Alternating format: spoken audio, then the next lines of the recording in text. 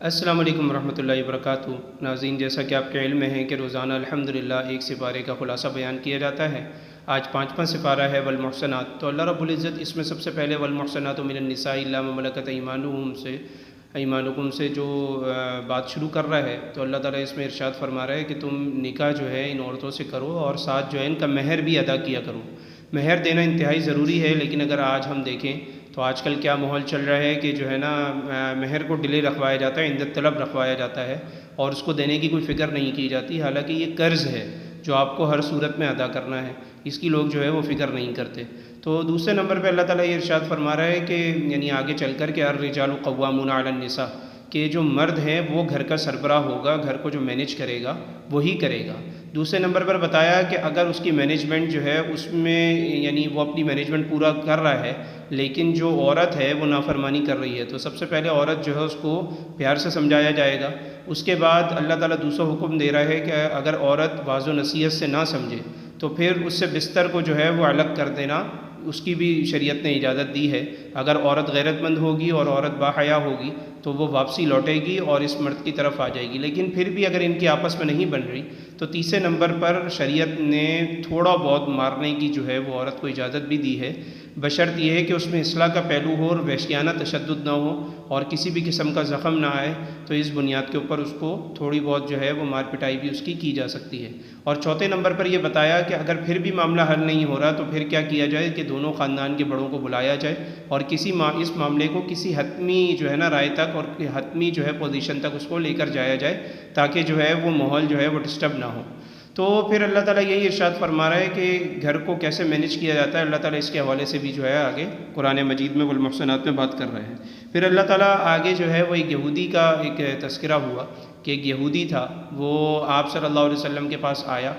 اور اس کے ساتھ ایک مسلمان کہلانے والا ایک منافق بھی تھا، اور آپ صلی اللہ علیہ وسلم کے پاس جب آئے تو یہودی کے حق میں آپ صلی اللہ علیہ وسلم نے فیصلہ کیا اور منافق کے حق میں فیصلہ نہیں کیا۔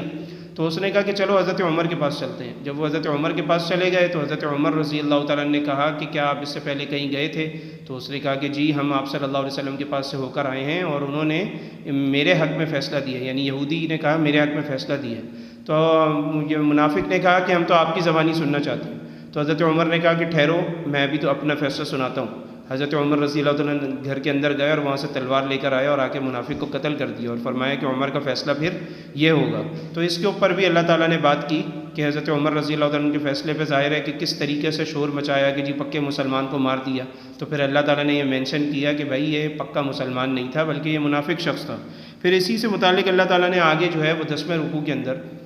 سورہ نساء کے اللہ تعالیٰ نے جہاد کی ترغیب دی اور فرمایا کہ تم جہاد کیوں نہیں کرتے، یعنی وَمَا لَكُمْ أَلَّا تُقَاتِلُونَ فِي سَبِيلِ اللَّهِ وَالْمُسْتَضْعَفِينَ مِنَ الرِّجَالِ وَالنِّسَاءِ وَالْوِلْدَانِ، کہ جو بچے ہیں، بوڑھے ہیں اور کمزور جو ہیں وہ کہہ رہے ہیں یقولون ربنا اخرجنا من هذه القرية الظالم اهلها، کہ ہمیں ہمارے گھروں سے جو ہے وہ نکال دیا گیا ہے اور ہم دربدر ہو گئے ہیں۔ تو اللہ تعالیٰ کہہ رہے ہیں تم ان مظلوموں کے لیے لڑو اور ان کی مدد کرو۔ پھر اللہ تعالیٰ اس میں جو ہے وہ یعنی اس کے اندر اسی جو رکوع ہے آگے چل کر اللہ تعالیٰ اس کے اندر جو ہے وہ جہاد اور قتال کی ترغیب کے ساتھ ساتھ منافقین کی جو تدبیریں ہیں اور جو اہل باطل ہیں ان کی تدبیروں سے بھی بچنے کا حکم دے رہا ہے، اور اللہ تعالیٰ کہہ رہا ہے کہ ان سے بہت زیادہ چوکنا رہو اور ان سے بچ کے رہو۔ پھر اللہ تعالیٰ اس کے اندر جو ہے وہ منافقین جو تھے وہ ظاہر ہے کہ آپ کو پتہ ہے کہ گروہوں کے اندر بٹے ہوئے تھے، اور جو مسلمان جو تھے وہ ظاہر پکے ایمان والے تھے، تو یہ متردد قسم کے لوگ تھے، ان کے اندر ہمیشہ شک رہتا تھا۔ اللہ تعالیٰ نے اس کے اوپر بھی آگے چل کے بات کی۔ پھر اللہ تعالیٰ نے اس کے اندر جو ہے وہ قتل عمد کی بھی بات فرمائی کہ قتل عمد جو ہے یعنی جان بوجھ کے اگر کسی نے کسی کو قتل کر دیا تو فرمایا فَجَزَاؤُهُ جَهَنَّمُ خَالِدًا فِيهَا، ایسے شخص کی جزا جو ہے وہ ہمیشہ ہمیشہ کی جہنم ہے۔ تو علماء کرام نے اس کے اوپر بات کی ہے کہ اگر مسلمان کسی مسلمان کو قتل کر دے گا تو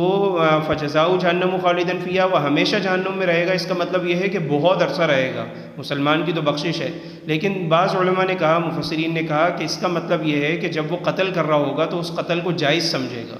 اور جائز جب وہ سمجھے گا تو وہ ایک گناہ کبیرہ کا کام جائز سمجھ کے کر رہا ہے، اور آپ کو پتہ ہے کہ اگر گناہ کبیرہ کا کام جائز سمجھ کے کیا جائے تو اس کو جو ہے یعنی ایسا شخص جو ہے وہ پھر حالت ایمان میں نہیں رہتا بلکہ وہ کافر ہو جاتا ہے، وہ کفر کے اندر داخل ہو جاتا ہے، کیونکہ وہ ایک گناہ کے کام کو ثواب سمجھ کے اور صحیح سمجھ کر رہا ہے۔ تو اگر ایسی حالت میں ظاہر ہے وہ مرے گا تو پھر ظاہر ہے وہ مسلمان اسلام کی حالت میں تو نہیں مرا، تو ایسے شخص کا ٹھکانہ جو ہے وہ ہمیشہ ہمیشہ کے لیے جہنم ہے، اور اللہ تعالیٰ کی اس پہ لعنت ہے، اور اللہ تعالیٰ کے اس پر غضب نازل ہوگا۔ پھر اللہ تعالیٰ اس میں آگے جو ہے وہ بیان فرما رہے ہیں کہ یعنی اس میں پھر دوبارہ جو ہے وہ جہاد کی فضیلت کا بیان ہوا کہ جو بغیر عذر کے جہاد کو چھوڑے گا تو اللہ رب العزت فرما رہے ہیں کہ ایسا شخص جو ہے وہ بہت برا کام کر رہا ہے، اس کو چاہیے کہ ایسا نہ کرے۔ اور فضیلت بھی اس کی بیان فرمائی ہے کہ جو یعنی جا کر لڑ رہا ہے، یعنی فضل اللہ المجاہدین علی القاعدین اجرا عظیما، اللہ تعالیٰ کہہ رہا ہے کہ فضیلت بھی ان لوگوں کی ہے کہ بیٹھنے والوں پر ان لوگوں کی فضیلت ہے جو جا کے لڑ رہے ہیں، اور جو بیٹھے ہوئے ہیں ان کی فضیلت اتنی نہیں ہے جتنی لڑنے والوں کی ہے۔ اور اللہ تعالیٰ فرما رہے ہیں ان کی کتنی فضیلت ہے، درجات منہ مغفرۃ و رحمہ،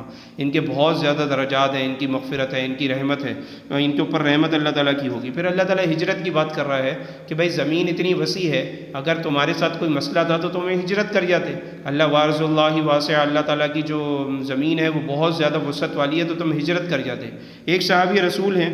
اور جو ہے وہ حضرت حمزہ بن قیس، یہ بیمار بھی تھے اور بوڑھے بھی ہو گئے تھے، اور انہوں نے اپنے بچوں کو کہا کہ بھئی ہجرت کا حکم آ گیا ہے تو میں جو ہے باقاعدہ طور پہ ہجرت کروں گا، بھلے مجھے اٹھا کر لے کے جاؤ، کسی بھی طریقے سے لے کر جاؤ۔ لیکن ان کے اندر اتنی استطاعت نہیں تھی تو ان کا درمیان میں ہی انتقال ہو گیا۔ تو اللہ تعالیٰ نے فرمایا اگر ہجرت کے دوران کوئی مر بھی جائے گا تو اللہ تعالیٰ اس کو پھر بھی بخشنے والا ہے، اس کا ثواب جو ہے اپنی جگہ پر قائم اور دائم ہے۔ پھر اللہ تعالیٰ آگے جو ہے ایک اور یہودی کے واقعے کی طرف اشارہ کر رہا ہے کہ ایک منافق شخص تھا جس کا نام بشر تھا۔ اس شخص نے کیا کیا کہ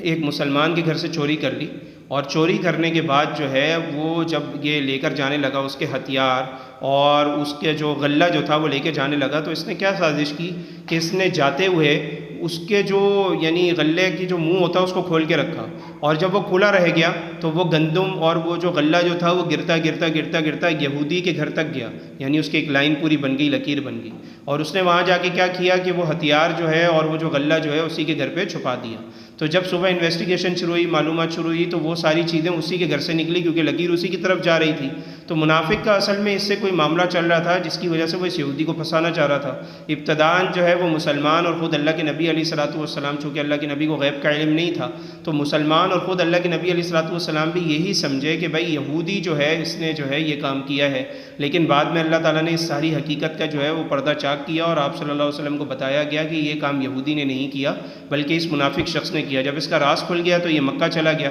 اور وہاں جا کے کفار مکہ کے ساتھ مل گیا اور اس کا کفر کی حالت میں ہی انتقال ہو گیا۔ پھر اس کے بعد اللہ تعالیٰ منافقین کی بات فرما رہا ہے کہ یہ جو منافقین ہیں یہ بہت ہی دوغلے قسم کے لوگ ہیں، بہت ہی غدار قسم کے لوگ ہیں اور بہت ہی دھوکے باز قسم کے لوگ ہیں۔ تو ان کی سازشیں جو ہیں اللہ تعالیٰ اس کو آشکار کر رہا ہے، اور اللہ تعالیٰ آخر میں فرما رہا ہے کہ یہ لوگ جو ہیں ان المنافقین فی الدرک الاسفل من النار، اللہ تعالیٰ کہہ رہا ہے یہ جہنم کے سب سے نچلا جو گروہ ہوگا یہ اس کے اندر جو ہے وہ موجود ہوں گے، اور اس کے اندر جو ہے ان کا ٹھکانہ ہوگا، یعنی کافروں سے بھی نیچے والا ٹھکانہ جو ہے وہ منافقین کا ہوگا۔ اور منافقین آپ کو پتہ ہے ان کو کہا جاتا ہے جو ظاہراً تو ایمان لے کر آتے ہیں لیکن دل سے کافر ہوتے ہیں۔ تو ہماری دعا ہے کہ جو کچھ ہم نے پڑھا اور سنا اس پر ہمیں اللہ تعالیٰ عمل کرنے کی توفیق عطا فرمائے۔ وآخر دعوانا ان الحمد للہ رب العالمین۔